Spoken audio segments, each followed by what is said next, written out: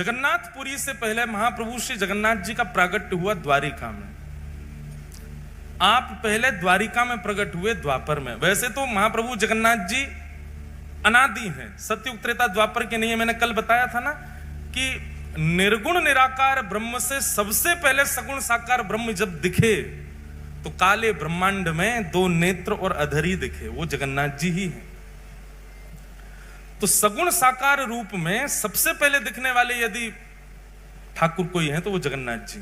तो आप अनादि हैं, आपके ही रूप को देख करके फिर अन्य अन्य अन्य अन्य रूपों की कल्पना की गई।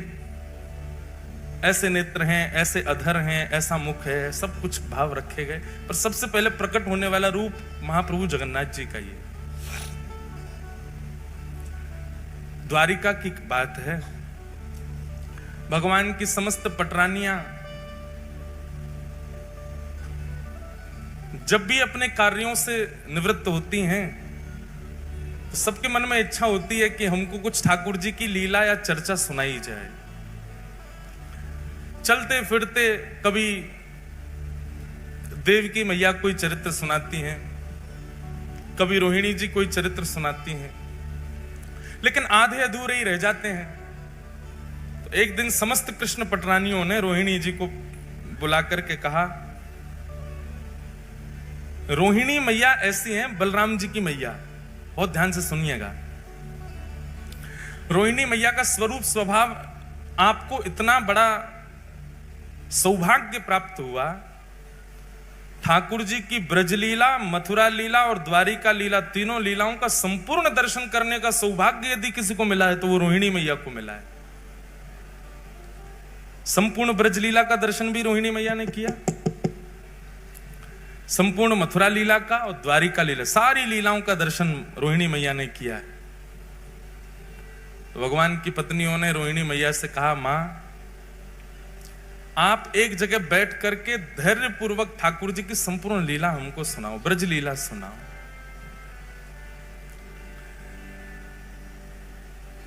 रोहिणी मैया कहने लगी, जब एक जगह बैठ के ही पूरी कथा होगी तो फिर सबको निमंत्रण दो, सबको बुलाओ, विधिवत कथा होगी, पूरे ब्रजमंडल की लीला हम सुनाएंगे, ठाकुर जी के जन्म से लेकर के अब तक की संपूर्ण लीला सुनाएंगी, सबको बुला के लाओ। बहुत ध्यान पूर्वक शांति से बैठ के सब लोग सुनना। तभी रुक्मणी आदि अष्टपटरानियां कहने लगी, मां सब आएंगे लीला में, लेकिन 3 लोग वर्ज्य रहेंगे, 3 लोगों को निषेध है कथा में आना। रुक्मणी जी बोली कौन? रोहिणी मैया बोली कौन? बोले सबसे पहले तो बलराम जी, जे नहीं आने चाहिए कथा में। रोहिणी मैया बोली वाह, वक्ता के पुत्र को ही नहीं आने दोगे कथा में? हमारे लाला हैं बलराम जी, हम कथा सुनाएंगे, हमारे पुत्र को नहीं आने दोगी? अब मां आप समझो ना, वो जेठ जी हैं, और जेठ के आगे हमको इतना संकोच लगेगा कि जेठ जी बैठे हैं, कभी घूंघट करना, कभी आपने कोई कीर्तन गाया तो नाचने में भी संकोच होगा, जेठ जी बैठे हैं। इसलिए आप कृपा करके उनको तो दूर ही रखना। बेचारे बलराम जी के साथ में एक अन्याय तो हुआ कृष्ण लीला में। इसी कारण से जब रासलीला होती है तो रासलीला में हम गाते हैं, राधा नाचे कृष्ण नाचे, नाचे गोपी जन, मन मेरा बन गया सखीरी पावन वृंदावन। ब्रह्मा भी नाचे, शंकर नाचे, सूरज नाचे, चंद्र नाचे, तारे नाचे, सब ब्रह्मांड नाच रहा है, केवल एकमात्र बलराम जी नहीं नाचे। बलराम जी को रास में भी नहीं आने दिया किसी ने। क्यों? बलराम जी आए तो थे, जैसे ही रास में बलराम जी आए सब गोपियों ने घूंघट कर लिया। सब जेठ ही मानती हैं इनको, क्योंकि गोपियां भी सब कृष्ण को पति मानती हैं, ये बड़े भैया हैं, जेठ हो गए। जैसे ही गोपियों ने घूंघट किया, गोपियां सब खड़ी हो गई। अब ठाकुर जी हाथ पकड़े, नाचो। गोपियां कहें जेठ जी खड़े, इनके आगे कैसे नाचो? तो ठाकुर जी बोले, दाऊ दादा, ये सब गोपियां नृत्य कर रही हैं, देखो गोपी बने शंकर जी भी घूम रहे हैं, गोपी बने ब्रह्मा जी भी हैं, सब गोपी हैं, आज आपको भी गोपी बन के आना पड़ेगा। दाऊ दादा बोले, मैं बनूंगा गोपी, मैं तो नहीं बनूं। तो बोले, अब यहां तो एक ही पुरुष है, मैं, बाकी सब तो गोपी हैं। आप अब संकोच हो रहा है ठाकुर जी, कैसे कहें कि बाहर चले जाओ। बलराम जी समझ गए कि भैया हम बड़े हैवे को दुर्भाग्य हमारो कि हम यहाँ खड़े नहीं रह सकते। बेचारे बलराम जी चले गए। आज भी स्थान है गिरिराज जी की परिक्रमा, अगर कच्ची वाली आपने लगाई हो भीतर वाली, तो कच्ची परिक्रमा लगाओगे तो वहीं पर स्थान पड़ता है लुक दाऊ जी। क्या नाम है? लुक दाऊ जी। वहां बैठ करके कुंज में छिप करके श्री दाऊ दादाजी नेत्रों से नीर बहा रहे हैं और रास बिहार का दर्शन कर रहे हैं। वहां से लुक कर रहे हैं, देख रहे हैं रास बिहार, इसलिए उस स्थान का नाम है लुक दाऊ जी। वहां बैठ करके संपूर्ण रास का दर्शन किया बलराम जी ने। आज भी वही हुआ। सब कृष्ण पटरानियां कहने लगे, बोले कि कथा में 3 नहीं आएंगे, सबसे पहले बलराम जी पर। जेठ जी हैं, उनके आगे हम कथा में संकोच होगा। रोहिणी मैया बोली ठीक है। दूसरा, बोले दूसरी सुभद्रा। बोले सुभद्रा जी क्यों नहीं आएंगे? बोले बहुत चंचल हैं। अरे कथा सुनते सुनते हमारे नेत्रों में अश्रु आ गए और हम कहीं रोने लग गए तो आके सामने बैठ जाएंगी। आप रो रही हो? क्या बात है, रो क्यों रही हो? अरे लीला ही तो सुना रही है मैया, आप रो क्यों रही हो? वो बहुत चंचल हैं, बहुत पूछती रहती हैं, बात बहुत करती हैं, इसलिए आप सुभद्रा जी को भी कह दो कि वो भी नहीं आवे कथा में। रोहिणी मैया बोले ठीक है। और तीसरे, बोले तीसरे द्वारिकाधीश। बोले क्यों? उनकी तो लीला है। बोले इसीलिए तो नहीं बैठा ना। अब आप कहोगे कि ठाकुर जी पीरी धोती पहन के नेक्स्ट से ठाकुर जी, त्रिभंग लली ठाकुर जी मटक के चल रहे हैं। अब कथा सुनकर के चिंतन करना चाहिए। हम चिंतन तो करेंगे नहीं, उनको देखेंगे, अच्छा ऐसे चल रहे थे। आप कहोगी कि वह गोपी के यहां जाकर के ऐसे माखन चुराए हो, तो चिंतन तो हम करेंगे नहीं, उन्हीं को देखती रहेंगी। और कथा में वक्ता के वाणी और वक्ता के अलावा कोई और देखें, किसी और को देखना पड़े तो फिर कथा का रस नहीं आता। आजकल ये हो रहा है, कथाओं में झांकियां बना के रख देते हैं मंच पे। हम कोई विरोध नहीं कर रहे, पर कथा में नहीं होना चाहिए झांकी। कथा में झांकी कब आती है पता है? जब कथा में मन नहीं लगता तो झांकी बना के लाते हैं। चलो इससे तो मन लगे लोगों का, वो आकर्षण के लिए होता है, वो मनोरंजन के लिए होता है। कथा में तो वक्ता की वाणी सुनो, नेत्र बंद करके जो वो कह रहे हैं उसका चिंतन चित्त में करो। मन का मंथन होना चाहिए, मनोरंजन नहीं। और क्षमा करें, अगर द्वारिकाधीश यहां बैठ गए तो आप बोलोगी, हम चिंतन करेंगे किसका? हमारे सामने ही बैठे हैं जिनकी आप कथा सुना रही, तो इसलिए उन्हीं को देखती रहेंगी हम तो। और फिर स्वभाव आ जाता है ना, जिसकी प्रशंसा सुनाई जाती है तो हम उसको अच्छा तेरी बात बता रहे हैं, ऐसे करता है, ये होता है। अब बोले आप कुछ भी बताओगी, हम श्री कृष्ण को, अच्छा तो ये सब किया आपने। तो इस कारण से कथा में वो भाव नहीं बन पाएगा जो बनना चाहिए। इसलिए ठाकुर जी को भी कथा में मत बुलाओ। रोहिणी मैया बोली तुमने उन 3 लोगों को निषेध किया जिन 3 से पूरी द्वारिका चल रही है। द्वारिका में पत्ता नहीं हिलता इन तीनों के बिना, और तुम कह रही हो कि तुम पूरी कथा सुन लोगी इन तीनों के बिना। बहुत ध्यान पूर्वक सुनिएगा। उपचार, कुछ सोचो, कुछ विचार करो कि ये 3 कैसे रुकेंगे कथा में आने से। तो भगवान की पत्नियों में सबसे ज्यादा बुद्धिमान है सत्यभामा। रुक्मणी जी तो बहुत सीधी हैं, रुक्मणी जी बहुत सहज है। रुक्मणी जी तो कह भी रही थी आने दो, कोई बात नहीं, पीछे बैठ जाएंगे तीनों। सत्यभामा ही अड़ी है, ना ना ना ना, तीनों नहीं आने चाहिए। सत्यभामा जी बोली एक उपाय है। बोले क्या? बोले इन तीनों को एक खेल में व्यस्त करा देते हैं। एक खेल खेलते रहेंगे, उसी में व्यस्त रहेंगे, उतनी देर हम कथा सुनते रहेंगे। बहुत दिन हो गए, अब ये बड़े हो गए तीनों, इन तीनों को इनका बचपन याद कराया जाए। रोहिणी मैया बोली वो कैसे होगा? बोले जिस दिन ये तीनों संग बैठे होंगे, हम उनके सामने चौसर खेलेंगे। चौसर बहुत प्रिय है तीनों को, और चौसर भी गलत सलत खेलेंगे, तो हमको सही करने के लिए वो तीनों बैठ जाएंगे, और तीनों जैसे बैठेंगे चौसर खेलते खेलते उसी में व्यस्त हो जाएंगे, और हम यहां आकर के कथा सुनने लग जाएंगे। रोहिणी मैया बोली ठीक है, तुम्हारी तरकीब अच्छी है, लगाओ। वही हुआ। एक दिन सत्यभामा, जामवती, रुक्मणी जी, कालिंदी, सारी सब बैठी हैं, और सब बैठ करके चौसर खेल रही हैं। और चौसर खेलते खेलते अब जोर जोर से हंसने की आवाज आई, तो सुभद्रा जी ने तुरंत देखा, बोले हो क्या रहा है? देखा तो भाभियां सब खेल रही हैं।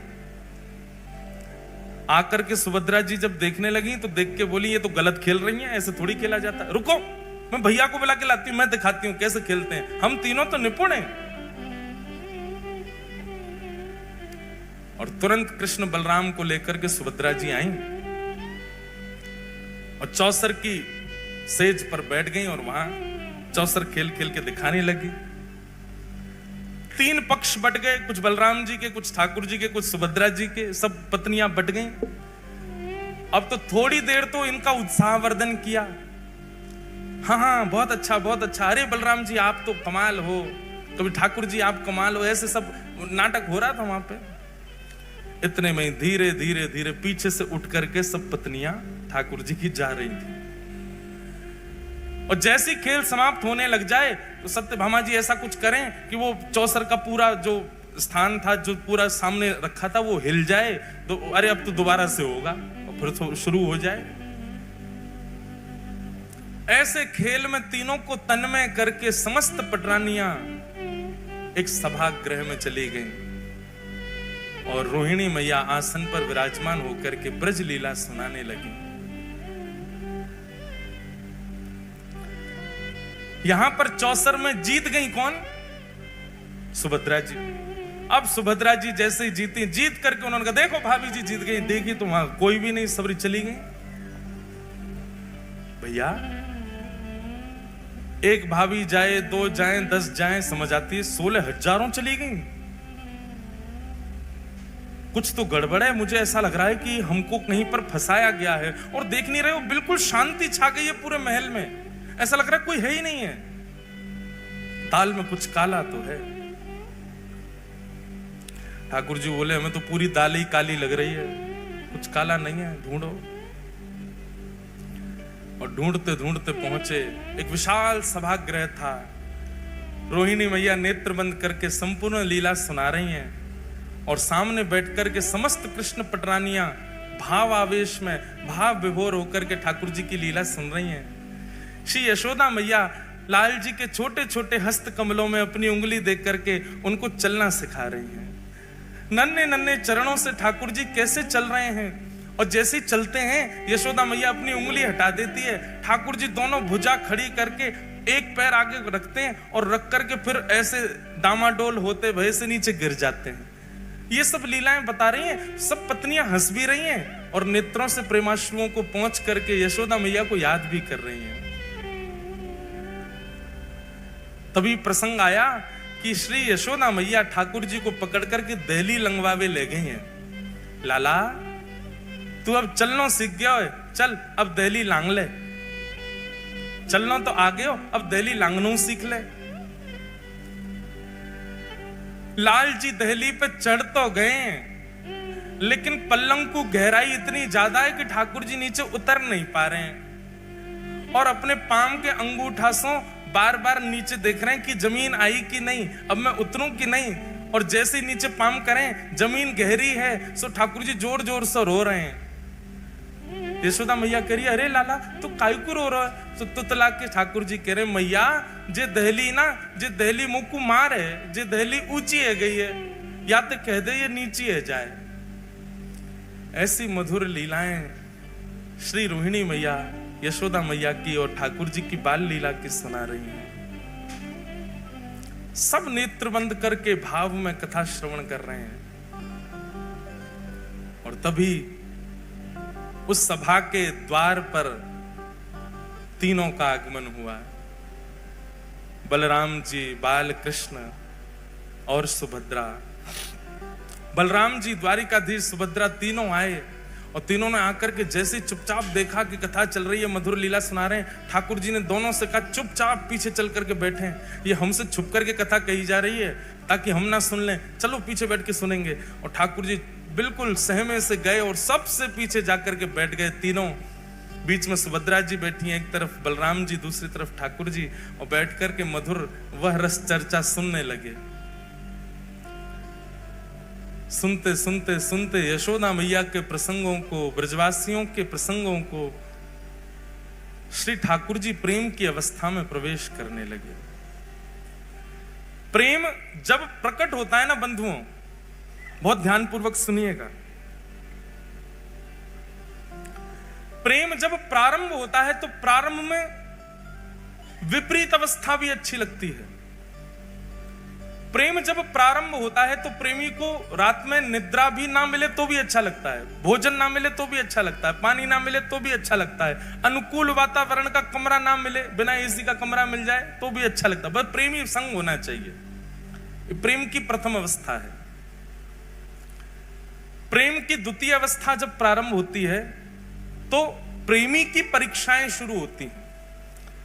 फिर जो प्रेमी है वो इस अवस्था में आ जाता है कि वो अपने प्रेम को तो मान चुका है कि मैं इससे बहुत प्रेम करता हूं, सामने वाला मुझसे प्रेम करता है कि नहीं, उसकी परीक्षाएं लेना प्रारंभ करता है। फिर वो ऐसा कुछ करता है कि जिससे पता चले कि ये मुझसे प्रेम करता है कि नहीं। तीसरी अवस्था में रूठना, मनाना, मान लीला प्रारंभ हो जाती है। चौथी अवस्था में स्वीकारीकरण और विश्वास आ जाता है। पांचवी अवस्था में प्रेम अब पुष्टता की ओर बढ़ता है तो दोनों में वियोग की भावना, संयोग वियोग, कभी राजी कभी रूठ गए, कभी राजी कभी रूठ, संयोग वियोगात्मक भाव रहता है। छठवीं अवस्था में प्रेम विरह प्रदान करता है। कोई भी एक थोड़ा दूर हो जाएगा। अगर प्रेम सच्चा होगा तो विरह प्रारंभ होगा। प्रेम केवल बहाना रहा होगा या केवल आसक्ति रही होगी तो उस विरह से किसी को भी फर्क नहीं पड़ेगा। छठवीं अवस्था का प्रेम प्रारंभ होते ही अगर प्रेम सच्चा है तो विरह आएगा। सातवीं अवस्था में व्याकुलता आ जाएगी। अब पहले तो अच्छा लग रहा था इसलिए भोजन भी मन नहीं होता था, सोने का मन नहीं होता था, पर अब व्याकुलता इतनी बढ़ गई है, व्याकुलता के कारण भोजन नहीं प्रिय लगता, निद्रा नहीं प्रिय लगती। प्रेम की आठवीं अवस्था यह हो जाती है कि चिंतन करते करते करते करते प्रेमी का जित देखूं उदित श्याममयी है, जिसको देखते हैं उसमें प्रेमी दिखने लग जाता है। इसकी चाल मेरे प्रेमी जैसी है, इसका मुख मेरे प्रेमी जैसा है, वो हंसता था तो ऐसे ही हंसता था, वो बैठता था तो ऐसे ही बैठता था, वो बोलता था तो ऐसे ही बोलता था। प्रेम की नौवीं अवस्था जब आ जाती है तो प्रेम प्रगाढ़ और वियोग की चरम स्थिति आ जाती है। तब व्यक्ति जड़ और चेतन का भी भ्रांति नहीं रख पाता, जड़ से भी पूछने लग जाता है, जड़ से भी चर्चा करने लग जाता है, जैसी गोपियों की हो गई थी। भगवान के वियोग में वृक्षों से पूछ रही हैं, तुमने श्याम सुंदर को देखा? तुलसी से पूछ रही हैं, अरे तेरे बिना तो भोजन ही नहीं करते, तूने उनको देखा?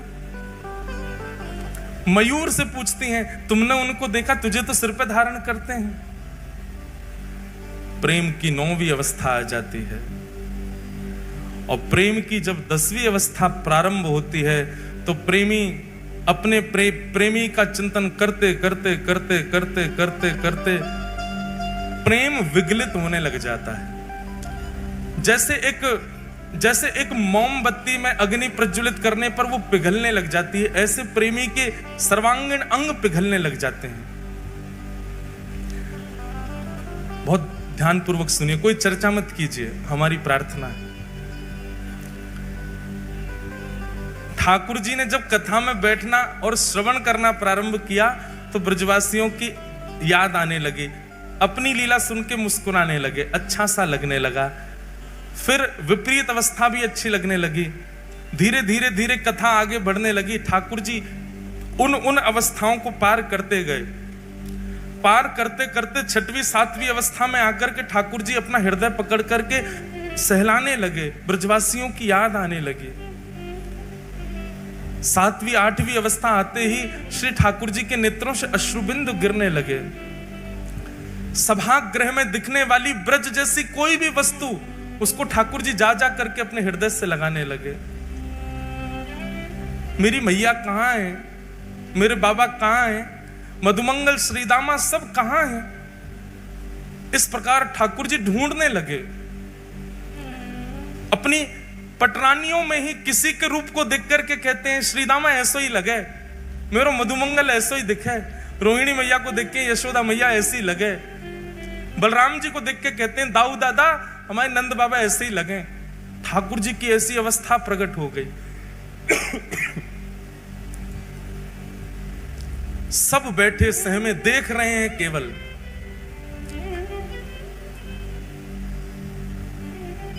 जैसे ही विरह की प्रेम की 10वीं अवस्था प्रारंभ हुई, सुभद्रा जी गईं, दौड़ करके ठाकुर जी को एक जगह स्थान पर लाकर के बैठाया, संभालने लगी।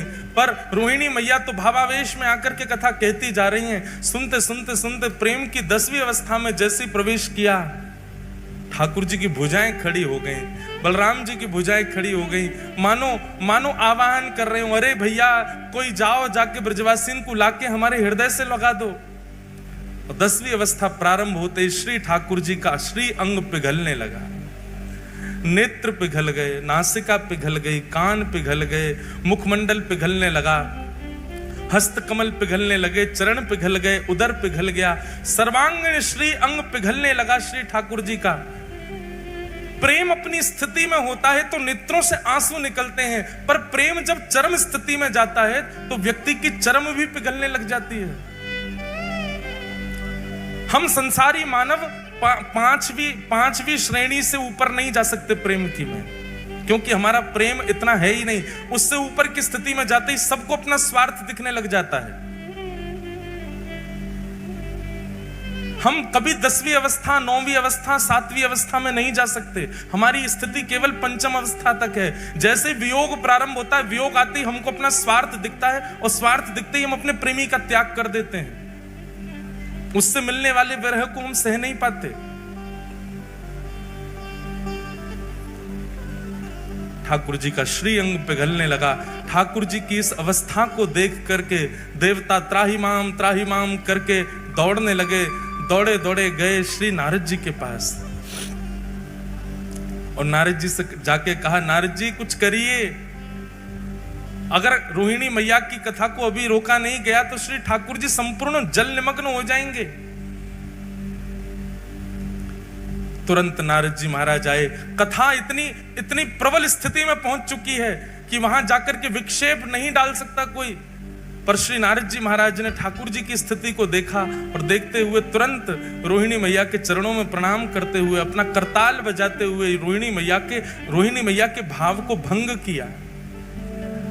नेत्र खुले रोहिणी मैया के, नेत्रों से विरल अश्रुधार गिर रही है, लाल पड़ गए नेत्र।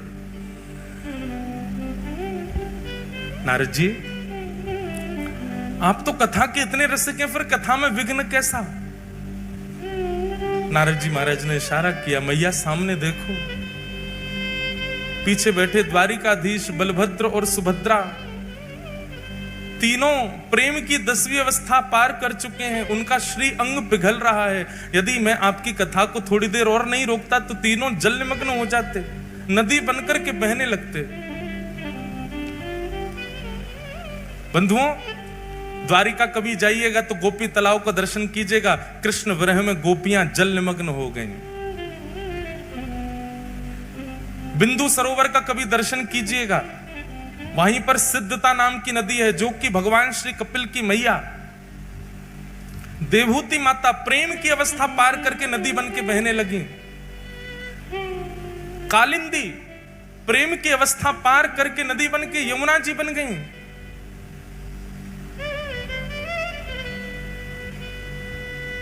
भगवान शिव का प्रेम ही श्री गंगा के रूप में परिवर्तित हो गया। प्रेम की अवस्था को जिसने पार किया वो बहने लगा। यदि उस समय नारद जी नहीं आते, कथा को नहीं रोकते, तो शायद जगन्नाथ प्रभु भी बहने लगते। कोई नदी ही प्रकट हो गई होती द्वारिका में। रोहिणी मैया से कहा, कथा को यहीं विश्राम दीजिए, ठाकुर जी का श्रीअंग पिघल रहा है। सब दौड़ करके गए, देखा बलभद्र, सुभद्रा और श्री जगन्नाथ, श्री द्वारिकाधीश, तीनों का श्री अंग प्रेम विगलित हो गया।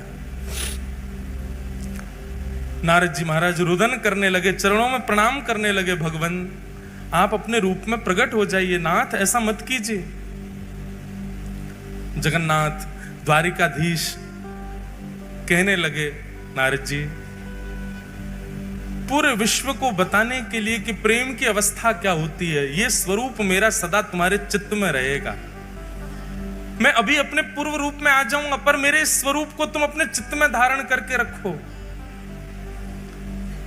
कलिकाल में व्यक्ति इतना ज्ञान सहन नहीं कर पाएगा, वैराग्य अपने जीवन में ला नहीं पाएगा, पर वो प्रेम का अधिकारी बन पाएगा। उसको प्रेम स्वरूप बताने के लिए, प्रेम किसे कहते हैं यह दर्शाने के लिए, मेरा यह स्वरूप तुम्हारे हृदय से कलिकाल में पुनः प्रकट होगा।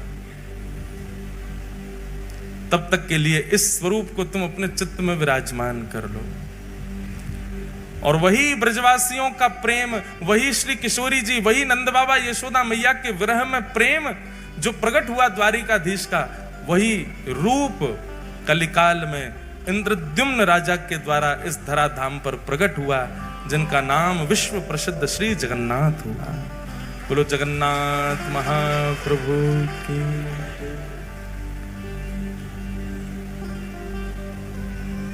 ब्रजवासियों के प्रेम में श्री महाप्रभु जगन्नाथ जी पिघल गए और तब यह रूप प्रकट हुआ।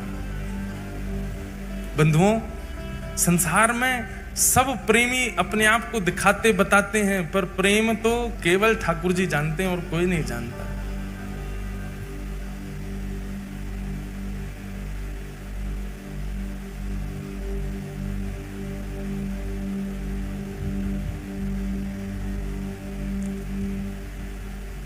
प्रेम नगर की डगर है कठिन रे, बटो ही ना करना बसेरा, पग बढ़ा हो ना जाए अंधेरा। हमारे ब्रजमंडल में रसिक हुए, उनका ये भाव है, भैया प्रेम के मार्ग पर यदि चल रहे हो, पहले ही सावधानी आपको कर दी जा रही है, चेतावनी दी जा रही है, इस मार्ग पर मत चले जाना। कहीं इस मार्ग में और गहराई में प्रवेश कर गए तो जगन्नाथ भगवान की तरफ पिघल जाओगे।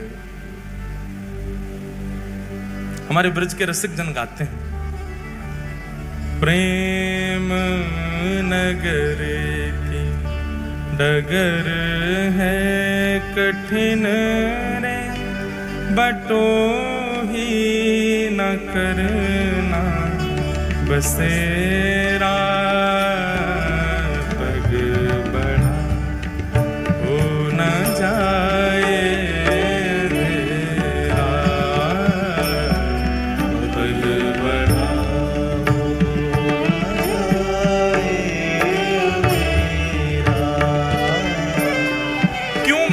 श्री जगन्नाथ जी को गीत गोविंद इतना प्रिय है। क्यों प्रिय है उनको इतना? क्योंकि गीत गोविंद में ब्रज के श्री कृष्ण ही दिखाए गए हैं, ब्रज की ही वो लीलाएं बताई गई हैं, ब्रज का ही वो स्वरूप दिखाया गया है जो ठाकुर जी को खींचता है अपनी ओर। इसलिए गीत गोविंद ठाकुर जी अपने हृदय से लगा के सोते हैं रोज रात। कौन है इतना बड़ा प्रेमी संसार में जितने बड़े प्रेमी श्री जगन्नाथ हैं? आज भी महाप्रभु जगन्नाथ रात्रि में चाहे कितने महंगे वस्त्र ले आइए, कितना महंगा श्रृंगार ले आइए, लेकिन अपने श्री अंग को स्पर्श कराते हुए पहले गीत गोविंद ओढ़ते हैं, उसके बाद कोई वस्त्र पहना दो।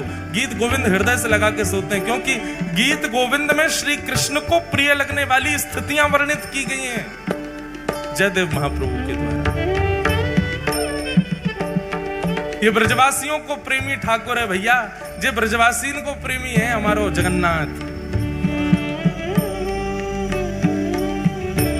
इसीलिए मैंने कहा कभी जगन्नाथपुरी जाओ तो एक ब्रजवासी को संग लेकर के जाओ, महाप्रभु को बहुत प्रिय।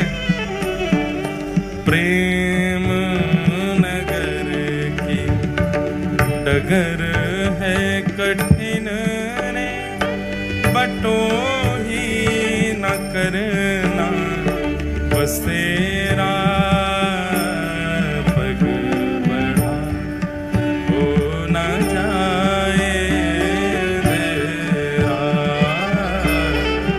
पग बढ़ा हो न जाए तेरा, पग बढ़ा हो न जाए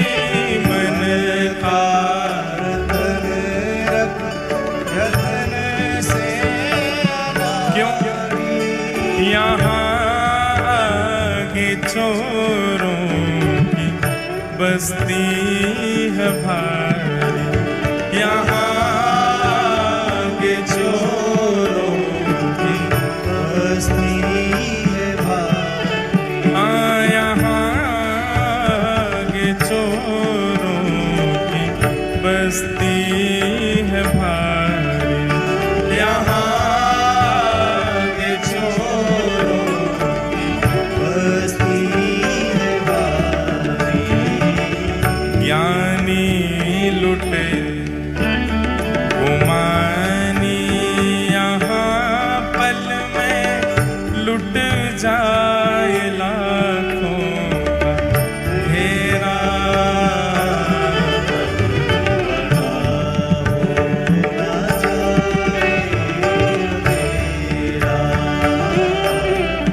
पग बढ़ा हो न जाए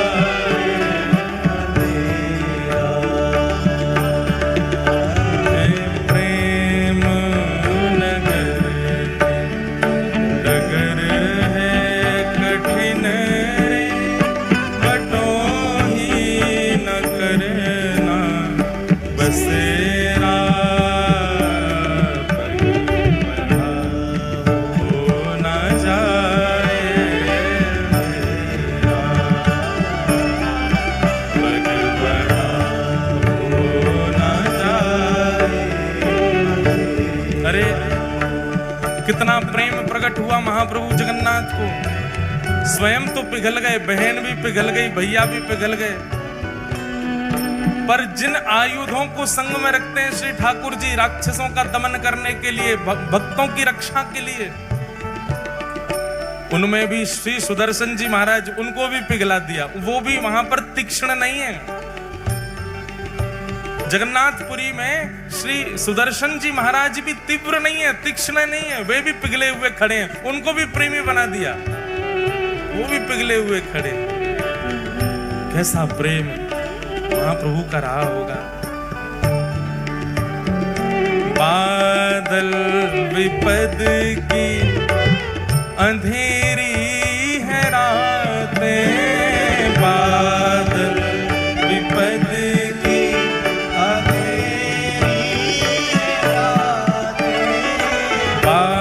हमारे वृंदावन में स्वामी राम स्वरूप जी का नाम सुना आप लोगों ने?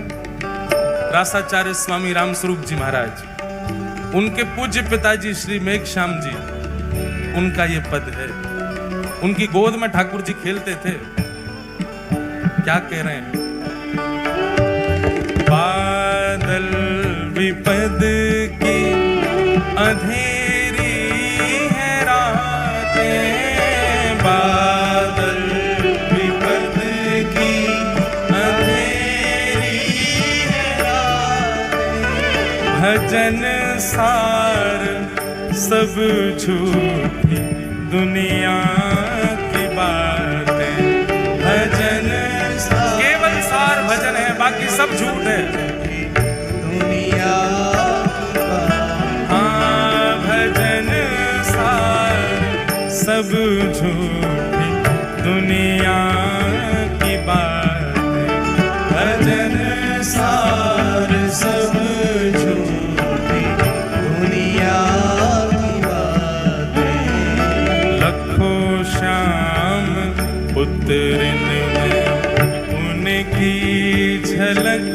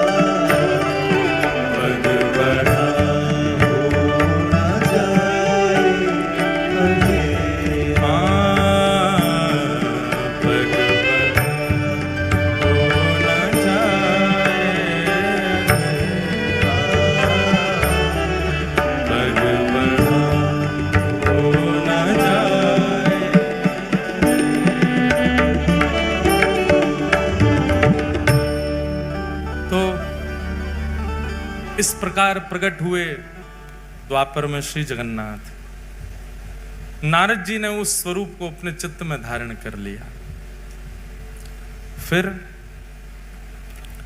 इसी कलिकाल में इंद्रद्युम्न नाम के राजा हुए। पूर्व के संस्कार उनके इतने सुदृढ़ थे। देखो बंधुओं, भक्त दो ही लोग बनते हैं, बहुत ध्यान से सुनिएगा।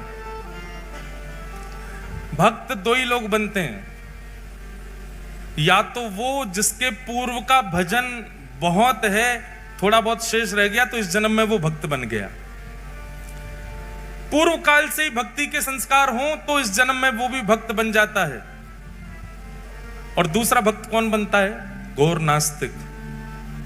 ऐसा ठोकर पड़े, ऐसी झटका लगे जीवन में कि वो भक्त बन जाता है। दो ही प्रकार के लोग अमूमन भक्त बनते हैं, परसेंटेज इन्हीं दोनों उनके ज्यादा है। तो इंद्रद्युम्न राजा के पूर्व के संस्कार बहुत ध्यान पूर्वक सुनिएगा। ठाकुर जी ऐसे नहीं प्रकट होते, ऐसे संस्कार हो तब ठाकुर जी आते हैं जीवन में। इंद्रद्युम्न राजा, बचपन से ही उसके अंदर इतनी भक्ति थी, इतना भाव था। भक्ति भाव का मतलब आप क्या समझते हैं? ठाकुर जी के प्रति भक्ति होना, ठाकुर जी के प्रति भाव होना, यह तो सबके अंदर हो जाता है। असली भक्त वाकु मानो, जाको जाको प्रेम हरि जनन सो हो। कौन से? हरि जन से। हरि जन मतलब हरि के दुदास है, उनसे जो प्रेम करते हो। हम एक बात कथा में कहते हैं कि महाप्रभु श्री जगन्नाथ जी के दर्शन करके आप जितना उछलते हो, राधा रमन जी के कपाट लगे, अचानक से गुसाई जी कपाट खोलते हैं तो जैसे महाराज सबकी भुजाएं खड़ी हो जाती है, नेत्र अपलक हो जाते हैं, हृदय में प्रसन्नता हो जाती है। राधा वल्लभ जी के दर्शन होते ही महाराज हृदय में अत्यंत शांति, अत्यंत शीतलता का अनुभव होता है। ठीक वैसा ही अनुभव किसी वैष्णव जन को देख करके होता हो तो मानो कि आप वैष्णव हो, तो मानो कि आप भक्त हो। हरिजन सो प्रीति नाही, अगर हरिजन से प्रीति नहीं है तो हरि से प्रीति नहीं। इंद्रद्युम्न राजा का एक नियम था कि आप अपने नगर में सेना खड़ी करके रखते थे चारों ओर। सब राजाओं की सेना खड़ी रहती है सुरक्षा में, लेकिन आपकी सेना का एक ही काम था। बहुत ध्यानपूर्वक सुनिएगा। क्या? नगर में आने वाले हर व्यक्ति से पूछना कि वो कहां से आया है, और नगर से जाने वाले व्यक्ति से पूछना वो कहां जा रहा है। यदि आने वाला व्यक्ति और जाने वाला व्यक्ति किसी तीर्थ या धाम का नाम ले दे, उसको पकड़ करके राजा के पास ले जाओ।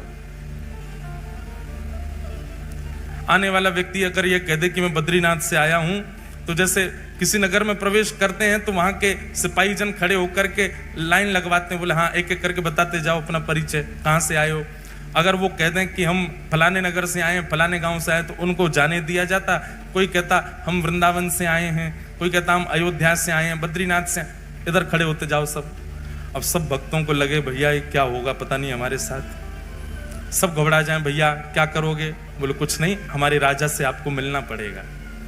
बोले हम पे कर नहीं है कुछ देने को। बोले कुछ देना करना नहीं है, हमारे राजा बस मिलना चाहते हैं। और जितने वैष्णव इकट्ठे होते तीर्थ से आने वाले, सबको लेकर के इंद्रद्युम्न की सभा में जाया जाता। इंद्रद्युम्न को बताया जाता ये वृंदावन से, ये काशी से, ये वहां से, वहां सब तीर्थों के नाम। इंद्रद्युम्न अपनी सभा पूरी करके सबको एक कमरे में बिठाता और सामने बैठ करके एक एक करके उनको बुलाता।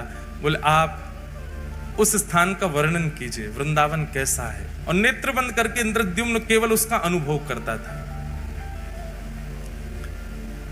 वहां की नदी कैसी है, वहां के लोग कैसे हैं, वहां की वृक्ष वल्लरियां कैसी हैं, वहां का तापमान कैसा रहता है, वहां ठाकुर जी की सेवा कैसी होती, प्रसाद कैसा लगता है, सारी बातें इंद्रद्युम्न बैठ करके सुनता था। एक अद्भुत भक्ति का प्रकार था इंद्रद्युम्न का।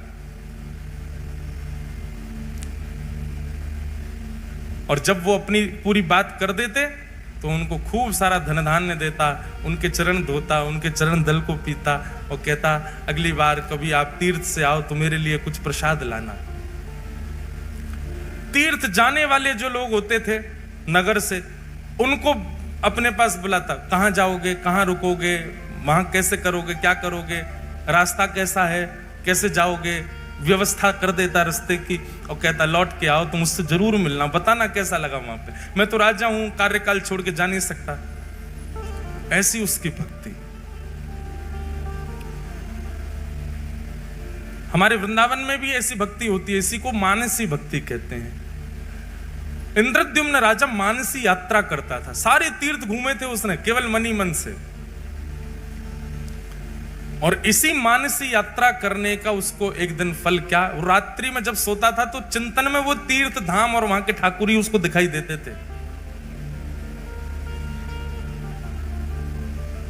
एक दिन ऐसे ही पूछते पूछते पूछते वैष्णवों से, उनके संग बैठ के सत्संग करते करते रात्रि में इंद्रद्युम्न सोए, और जैसे ही सोया स्वप्न में उसको एक पर्वत दिखाई दिया। उस पर्वत में सुंदर गुफा है, और उस गुफा के भीतर त्रिभंग लली श्याम सुंदर बिल्कुल नील मणि की तरह चमक रहे हैं। अद्भुत उनकी छटा, ऐसा अद्भुत दर्शन करने लगा। उनका दर्शन करके नेत्र आनंदित हो गए। उनकी सुंदर चरण की उनके सुंदर अंग की सुगंधी इंद्रद्युम्न को आने लगी। उनकी वो एक क्षण की झलक इतनी सुंदर, इतनी मनमोहक थी। छटपटा करके नेत्र खुले इंद्रद्युम्न के, जलपान करने लगा, अपनी छाती को मसलने लगा। ये मैंने कैसा दृश्य देखा, ये कौन थे, ये कहां के ठाकुर जी। मैंने इतने तीर्थयात्रियों से पूछा, पर ऐसा स्वरूप तो किसी ने मुझे वर्णन नहीं किया। अत्यंत व्याकुल हो गया इंद्रद्युम्न। अब तो जो भी तीर्थयात्री आए उनके तीर्थ की चर्चा ना सुन के अपना हृदय का भाव बताता। ऐसी आंख है, ऐसी कमर है, ऐसा मुख है, ऐसे चरण हैं, आपने इनके बारे में सुना, ये कौन है, पर्वत पर रहते हैं। वैष्णव जन कहे नहीं, हमने तो नहीं देखा। अत्यंत व्याकुल हो गया इंद्रद्युम्न। संतों की खूब सेवा करता, बस मन में यही चिंतन था, बस इनका पता मुझे लग जाए, ये कौन है जो मुझे स्वप्न में दिखे हैं। बंधुओं, एक बात बताएं, ये इंद्रद्युम्न के साथ हुआ, ये तो हमने पढ़ा है, पर प्रत्यक्ष मैंने कई लोगों को सुना भी है। हमारे गिरधर लाल जी के एक आध वैष्णवों के तो मुझे याद है, उन्होंने कभी लाल जी को देखा नहीं, पर उनके स्वप्न में ठाकुर जी जाके उनको दर्शन देख के आ चुके हैं। हमारे वृंदावन राधारमण लाल जी, कोई व्यक्ति वृंदावन नहीं आया पर उसको स्वप्न में जाकर के पहले ही उसके दर्शन देख के आ चुके हैं। ऐसे ठाकुर जी ने दर्शन दिया इंद्रद्युम्न को। एक दिन रात्रि में सोया, अत्यंत विकल व्याकुल, रोज चिंतन करता ठाकुर जी का। तभी उसके स्वप्न में पुनः वह ठाकुर जी प्रकट हुए, और प्रकट होकर के उन्होंने अपना नाम बताया। हे इंद्रद्युम्न, मैं नील माधव हूं, मैं तुम्हारी भक्ति से बहुत प्रसन्न हूं और तुम पर अनुग्रह करना चाहता हूं। नीलाचल पर्वत पर मेरा निवास है, कुछ आदिवासियों से ही मैं अपनी सेवा कराता हूं, इससे ज्यादा संकेत मैं नहीं दे सकता। तुम स्वयं खोज करके मेरे इस अनुग्रह को स्वीकार करो। इंद्रद्युम्न अत्यंत प्रसन्न हो गया, थोड़े थोड़े संकेत उसको मिल गए थे। इंद्रद्युम्न ने अपने भाई, जिनका नाम था विद्यापति, बहुत ध्यानपूर्वक सुनो, विद्यापति को कहा कि लीलाचल पर्वत है, वहां पर आदिवासी सेवा करते हैं, नीलमाधव भगवान वहां पर विराज रहे हैं, तुम जाकर के उनकी सुध लेकर के आओ, वो ठाकुर जी मुझ पर कृपा करना चाहते हैं। तब विद्यापति नीलाचल पर्वत के पास गए, और वहां जाकर के उन्होंने देखा तो सब कोल भील हैं, सब वन के लोग हैं, आदिवासी हैं, और वो सब वहां पर रहते हैं, रह करके कैसे सेवा करते हैं, क्या करते हैं, वो सब का थोड़ा थोड़ा अनुभव करने लगा। तभी एक दिन एक कन्या पर उसकी दृष्टि गई, अत्यंत भोली सीधी कन्या, उसका नाम था ललिता। उन्हीं आदिवासियों के सरदार की वो बेटी थी। विद्यापति ने कहा, यदि मैं इसको अपना मित्र बना लूं या इससे कोई संबंध रखूं तो मुझे नील माधव भगवान जल्दी मिलेंगे। एक दिन वंचर जीवों के बीच में जबरदस्ती स्वयं को उसने डाल दिया। वंचर जीव उसको कहीं से खा गए, कहीं से काट गए, कहीं पर अपने नाखून मार गए और पूरे रक्त में रंगित अपने तन को लेकर के वन में पड़ा पड़ा विद्यापति रो रहा था। तभी वो जो आदिवासी थे उनकी पुत्री ललिता वहीं से जल भर के जा रही थी। भगवान देखो कितने पापड़ बेलने पड़ते हैं तब आते हैं ठाकुर जी। हम जामे और वहां पे भी जाके दुकानदार को पैसा देके ठाकुर जी उठा लाते हैं और उसमें भी मोल भाव करते हैं, कम कर, इतने महंगे ठाकुर जी। ठाकुर जी को भी गोद में आके लगती होगी अरे ये पैसा तो को कम लग रहे हैं, पूरा ब्रह्मांड लुटा देगी तो ना खरीद पाएगी मोए, या तो मोल भाव और कर रही है। हमने अभी एक कथा जलंधर में एक बात कही कि भैया किसी व्यक्ति ने मुझसे प्रश्न किया कि महाराज जी हम ठाकुर जी वृंदावन से लेकर के आते हैं या कोई भी लेता है उसका पैसा देते हैं तो मन में ये बात बनी रहती है कि हमने ठाकुर जी खरीदे हैं, हमको पैसे देने से मना नहीं है, हम देना चाहते हैं, पर यह भावना चित्त से जानी चाहिए कि हमने ठाकुर जी खरीदे हैं, उसका क्या करें। हमारे मन में जो आया वो बताया मैंने कि सुनो, आप उसको ये मत समझो कि आप धन देकर के खरीद के लाए हो। आप ये सोचो ये ठाकुर जी जादना पधारे, जादना रूप बनो, वही दना इनने मुकु चुन लियो। अब ये प्रतीक्षा कर रहे हिसार की वो माता जी कब आएंगी या हिसार के वो भैया कब आएंगे, उनके संग में जाऊंगा। अब आप गए 1 साल 2 साल बाद ठाकुर जी के बनने के बाद, ठाकुर जी के प्रकट होने के बाद, तो 2 साल तक ठाकुर जी जिसके घर पर रहे उसके यहां से जब अपने ठाकुर जी ले जा रहे हो तो 2 साल वाने आपके ठाकुर जी की रक्षा करी, ठाकुर जी को विराजमान कियो, ठाकुर जी को श्रृंगार दियो, या भाव से वाकू बधाई दे करके आओ कि भैया हम तुमको बधाई दे रहे हैं, तुमने हमारे हृदय के ठाकुर जी अपने पास रखे। और सुनो वो जितनो बतावे वहां में कछु बढ़ा के दे के आओ, बधाई दे के आओ। और जब जब वृंदावन जाओ हम अपने लाल जी जिन्होंने हमको लाल जी प्रदान किए, वैष्णव हैं नाथ द्वार के, ठाकुर जी का स्वरूप ही बनाते हैं वो, उनको हमने मामा जी का संबंध बना रखा उनसे। जब भी जाएंगे नाथ द्वारा उनके यहाँ जरूर जाएंगे, उनको कुछ कुछ भेंट दे के आएंगे, कुछ करके आएंगे, बधाई दे के आएंगे। अभी नाथ द्वारा में उत्सव है तो उनको भी बुलाएंगे, सम्मान करेंगे, भैया हमारे लाल जी के मामा जी हैं, इतने साल तक 5 साल लाल जी उनके पास रहे, 5 साल तक प्रतीक्षा करी उनने, 5 साल बाद पधारे ठाकुर जी। हमारी प्रथम कथा जो द्वारिका में हुई, उस कथा के प्रथम दिन से श्री ठाकुर जी का प्राकट्य होना प्रारंभ हुआ था और 8वें दिन जिस दिन कथा विश्राम हुई, 8 दिन में ठाकुर जी का स्वरूप प्रकट हो गया था। उन्होंने तब से सोच लिया तो जिनकी कथा सुन के ये बने हैं ये उन्हीं के पास ही जाएंगे। 5 साल ठाकुर जी ने प्रतीक्षा की, उसके बाद ठाकुर जी पधारे लाल जी, उनको बधाई देते हैं जब भी जाते हैं। ठाकुर जी ऐसे ही नहीं आते भैया, बहुत श्रम करना पड़े, परिश्रम करना पड़े।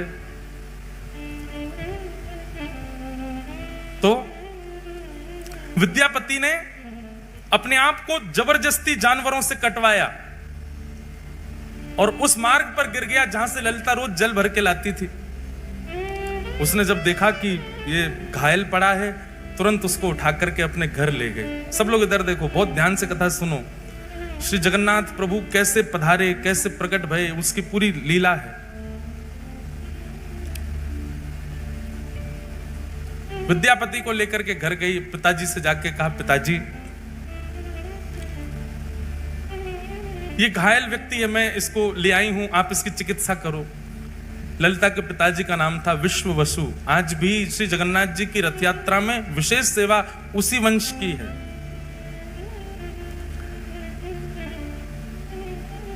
उसने चिकित्सा आदि की, चिकित्सा करके विद्यापति को घर पे ही रखा। बोले जब तक ठीक नहीं हो जाए तब तक उसको घर पे ही रखो।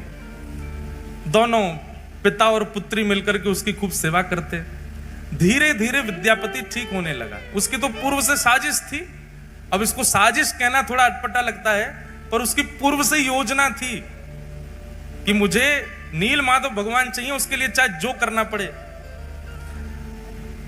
धीरे धीरे ठीक हुआ, ठीक होकर के अब वो उसी घर में ही रहने लगा। विश्व वसु के साथ में उनका जो काम था खेती बाड़ी आदि वो कराने लगा। ललिता के साथ में थोड़ी उसने मित्रता कर ली, धीरे धीरे ललिता से प्रेम कर लिया। क्योंकि नील माधव भगवान की सेवा बहुत गुप्त रूप से होती थी, किसी को पता नहीं होता था कौन करता है, कैसे करता है, कहां है ठाकुर जी। उसके लिए ये सब करना बहुत जरूरी था उसको।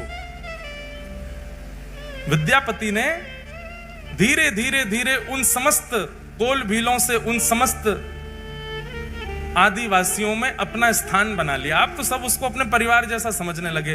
और एक दिन ललिता ने अपने पिताजी से कहा, मुझे बहुत प्रिय है, आप मेरा इसी से ब्याह करा दो।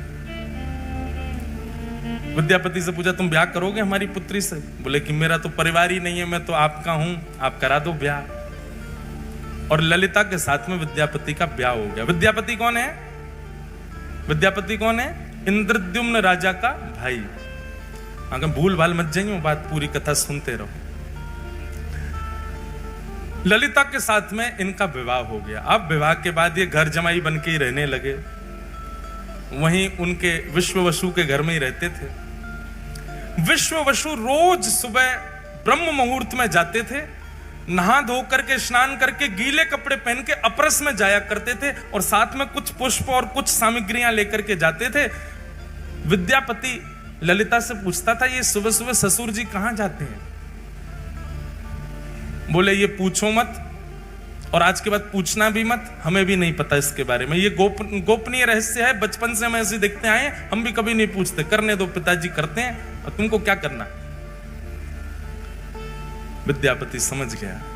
बोले ये नील माधव भगवान के पास ही जाते हैं, ये उन्हीं की सेवा करते हैं, इसीलिए किसी को नहीं बताते। धीरे धीरे देखने लगा, रात्रि में चंदन घिसा जाता है, पुष्प तोड़ करके लाए जाते हैं, गीले कपड़े में बांध के रखे जाते हैं, सुबह गीले कपड़ों में जाया जाता है और अंधेरे में जाते हैं, सूर्य उदय से पहले आ जाते हैं। तो अद्भुत है। एक दिन रात्रि में अपने ससुर जी के पास ही बैठ गए।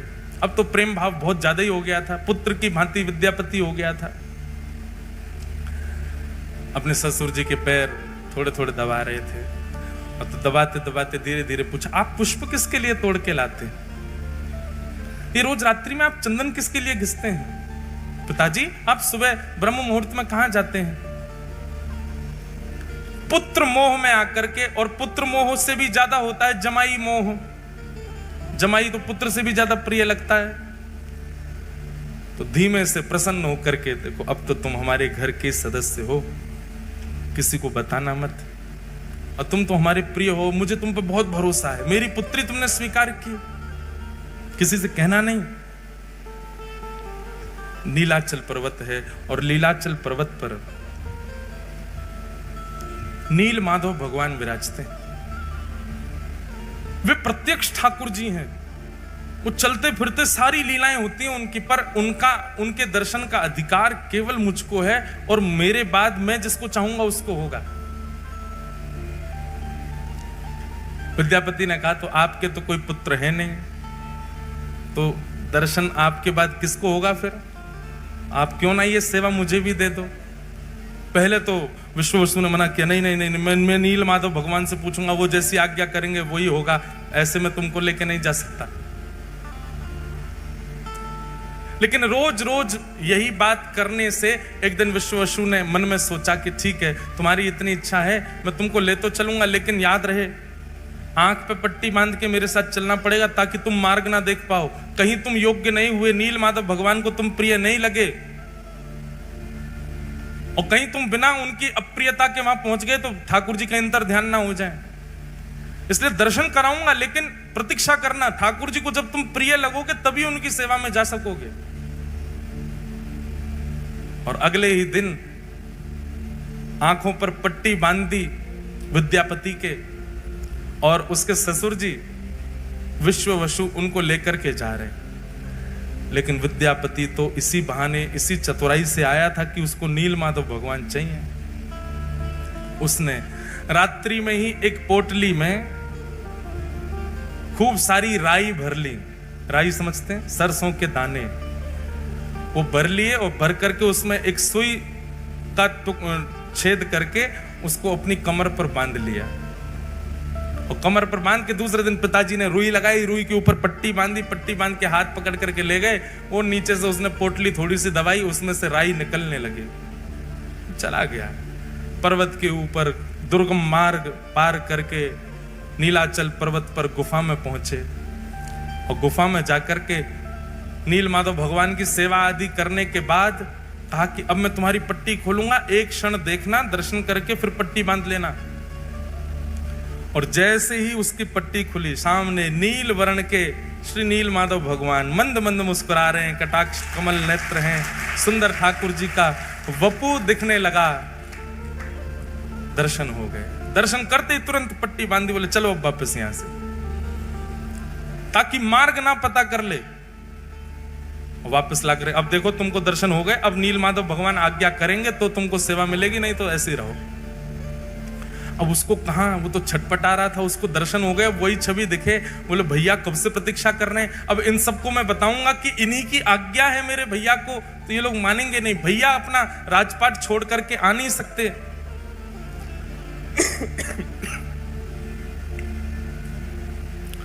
विद्यापति ने कुछ दिन प्रतीक्षा की। कुछ दिन प्रतीक्षा के बाद एक दिन सुबह सुबह उठ करके उसने मन में विचार किया कि अब सरसों पौधे बन गए होंगे और उसी मार्ग के पीछे पीछे जाके मैं देखूं कैसे है नील माधव। सुबह उठ करके जैसे ही तैयार हुआ, पत्नी उठ गई। पत्नी ललिता पूछने लगी कहां जा रहे हो? बोले देवी पुष्प लेने जा रहा हूं, ठाकुर जी की सेवा करूंगा, तुम्हारे लिए गजरा बनाऊंगा। ऐसा कहकर के चला गया। ललिता बोली आज तक तो कभी लाए नहीं गजरा, आज तक तो कभी सेवा के लिए पुष्प लाए नहीं, आज अचानक। अब वो तो सरसों के पौधे देखते देखते देखते मार्ग उसने पता कर लिया था, उसी के पीछे पीछे ललिता उसके पीछे पीछे चल दी और वो छुप छुप करके देखती हुई जा रही है, जा कहां रहा है। तभी वो नीलाचल पर्वत के ऊपर चढ़ने लगा, पीछे पीछे ललिता भी चली गई।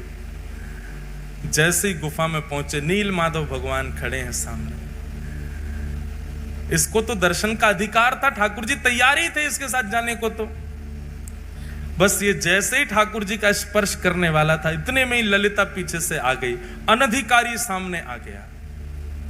और अनधिकारी के आते नील माधव भगवान वहां से अंतर ध्यान हो गए। और जैसे नील माधव भगवान अंतर ध्यान हुए, रोने लगा। बोले मैंने कितना सब बनाया था ठाकुर जी को ले जाने के लिए, आदि आदि सब बातें हुई। ललिता ने जाकर नीचे पूरे आदिवासियों में बात फैल गई, सब विश्ववसु को पकड़ करके बंदी बना लिए, उसको छल कपट किया तुमने हमारे साथ, आदि आदि। हमारे ठाकुर जी अंतर ध्यान हो गए, हमारे साथ जो किया सो किया, ठाकुर जी चले गए हमारे। हम तुझे दंड देंगे। बोले कि मुझे दंड दीजिएगा, लेकिन मुझसे पहले आप एक बार राजा इन करके व्यवस्थित करवाना और सुंदर किसी कारीगर से मेरा विग्रह स्वरूप बनवाना। कारीगर वो ही बनाएगा जैसा रूप मैं चाहता हूं प्रकट करना, इसलिए उसको कुछ बताने की आवश्यकता नहीं। बस कारीगरों से कहना कि वे अपनी कला से बनाना शुरू करें, क्योंकि मेरे रूप को वही बना पाएगा जिसको मैंने चुना होगा। इसलिए तुम केवल समुद्र के तट पर जाकर के तीनों काष्ठों को इकट्ठा करो। तब जो तिथि समय भगवान ने बताया था, उसी तिथि समय पर गए, जाकर के देखा तो 3 काष्ठ बहते हुए, 3 दारू मतलब लकड़ी बहती हुई समुद्र में से आई।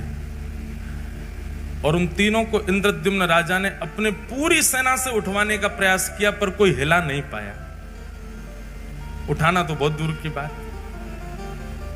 तब नील माधव भगवान की, जिन्होंने अनन्य सेवा, अनंत सेवा की, विश्ववसु को ही पुनः बुलाया गया और उन्होंने आकर के चंद लोगों ने उठाया तो वो दारू ब्रह्म अपने आप उठ गए और ले जाकर के उनको गुंडीचा की रानी के महल में रखवाया।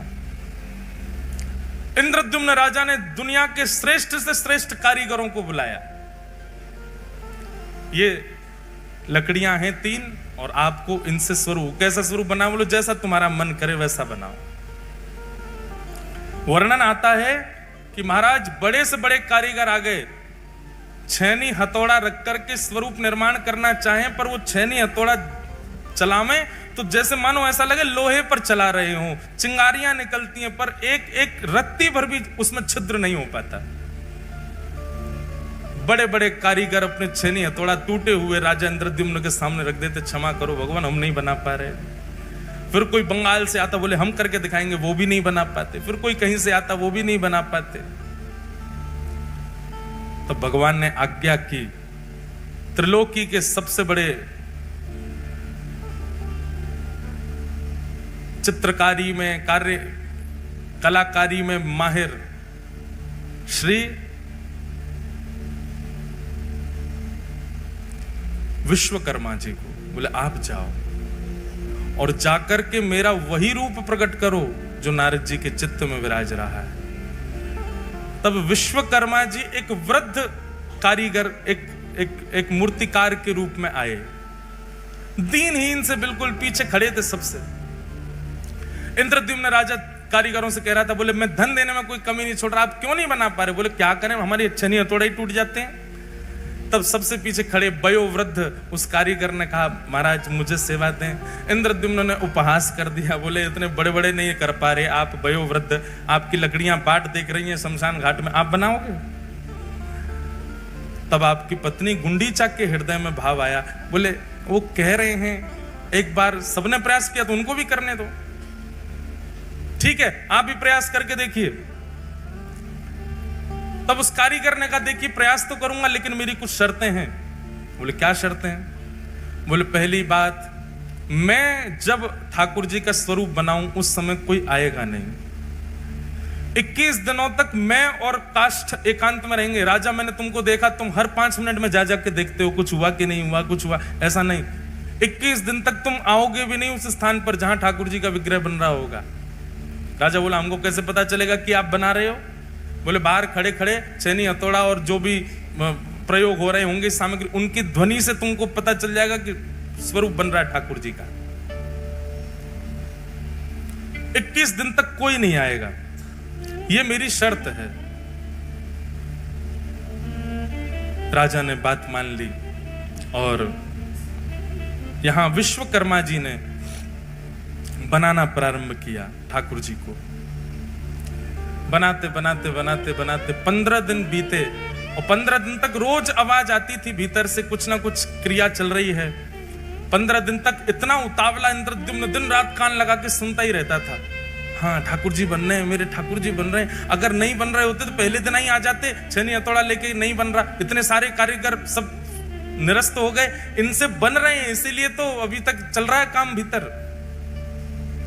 15 दिन तक अत्यंत आनंदित इंद्रद्युम्न तो उत्सव की व्यवस्था करने लगा, बोले मेरे ठाकुर जी प्रकट होने वाले।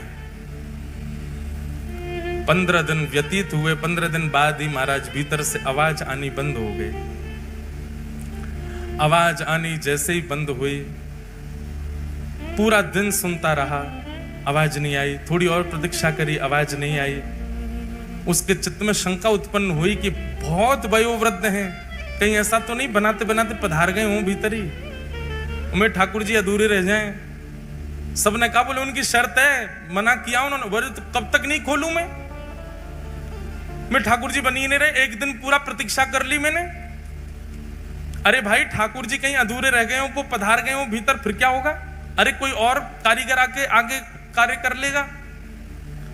किसी की ना मान करके गुंडीचा और इंद्रद्युम्न ने जैसे ही द्वार खोला, द्वार खोल करके देखा तो छेनी हथौड़ा नीचे रखे हैं। वो जो कारीगर थे वो वहां थे ही नहीं, और सामने जैसे ही देखा जन्म वेदी है वो, जहां ठाकुर जी 7 दिन विराजमान होते हैं रथ पे जाकर के, उसको जन्म वेदी कहते हैं, गुंडीचा के महल में। उस जन्म वेदी के ऊपर जैसे ही देखा है, तभी क्या पाया, 3 विग्रह ही 3 रूपों में विराजमान हैं। जहां पर बिल्कुल दाहिनी ओर में श्वेत वर्ण के श्री बलभद्र जी महाराज दोनों भुजा लेकर के, मध्य में सुभद्रा जी और वाम अंग में साक्षात नीलमाधव भगवान ही श्री जगन्नाथ जी के रूप में खड़े हुए। श्री जगन्नाथ महाप्रभु की। प्रथम दर्शन करते ही इंद्रद्युम्न रोने लगा, हाय नाथ ये कैसा स्वरूप, भुजा भी नहीं बनाई पूरी, पेट भी अधूरा छोड़ दिया, अरे नेत्र भी नहीं, मैं पहले ही मना कर रहा था कि उसको मत लाओ, वो तो वृद्ध है। अरे ये बीच में स्वरूप, इनके तो हाथ ही नहीं है, पैर ही नहीं है, ये कैसा स्वरूप बना दिया। तुरंत मूर्छा आई इंद्रद्युम्न को, और मूर्छा आते ही ठाकुर जी ने पूरी द्वारिका लीला उनको दिखा दी। बोले ये स्वरूप सामान्य नहीं है इंद्रद्युम्न, ये मेरा प्रेम विगलित स्वरूप है। पूरे विश्व में मेरे अनेक अनेक रूप होंगे, पर ऐसा रूप एकमात्र पूरे भारत में, पूरे ब्रह्मांड में, पूरे त्रिलोक में यदि कहीं होगा तो केवल और केवल तुम्हारे पास नीलाचल पर्वत पर होगा, और कहीं नहीं। भगवान त्रिभंग लली गोलोक धाम में भी हैं, ठाकुर जी धनुष बाण लेकर के साकेत धाम में भी हैं, शंख चक्र गदा पद्म धारण करके वैकुंठ में भी हैं और पृथ्वी पर भी हैं। पर श्री जगन्नाथ तो केवल और केवल पृथ्वी पर हैं और कहीं भी नहीं, केवल इस भूमि पर। महाप्रभु जी ने आज्ञा की, ये मेरा स्वरूप है और ये स्वरूप मेरा प्रेम के कारण प्रकट हुआ है। इंद्रद्युम्न, अब तुम मेरा मंदिर निर्माण करा करके मेरे स्वरूप को विराजमान कराओ और विराजमान करके मेरी सेवा प्रारंभ करो, ये मेरा ही स्वरूप है। तब इंद्रद्युम्न के हृदय में जो दोष उत्पन्न हो रहा था, जो भाव उत्पन्न हो रहा था, ये कैसा स्वरूप, वो भाव, वो दोष, वो दूर हो गया।